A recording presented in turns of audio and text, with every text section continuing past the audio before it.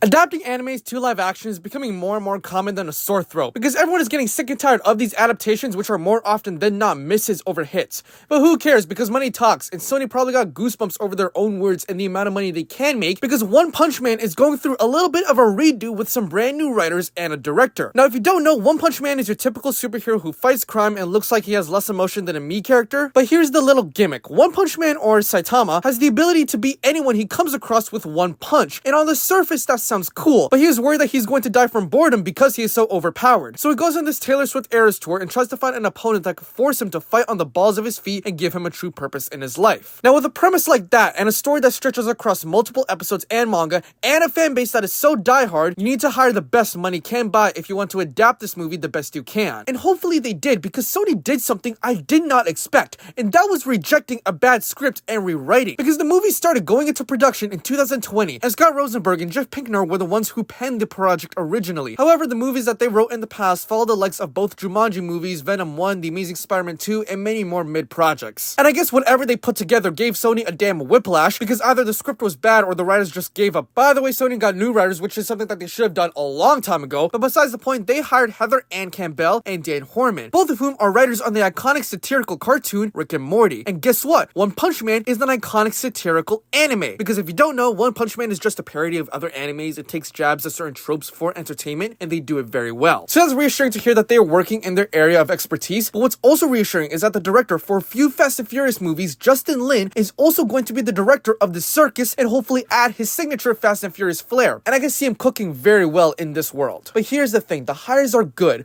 but if the creator of One Punch Man is not involved, then the odds of this movie succeeding are already less than 50%. And guess what? The OPM creator named One has shown no evidence anywhere that he's involved with the movie. And this is likely due to him being focused on making the third season of OPM, but it still sucks to hear because you can never get an anime adapted correctly if you don't get the original visionary's vision involved in the creative process. And that's primarily why One Piece was so good, because the One Piece creator was involved, and why Avatar: The Last Airbender was so bad, because the creators left. But yeah, that's all the info we got for this movie, and I'm a little underwhelmed, but at the same time, this movie is still in its infancy stages, so anything can change.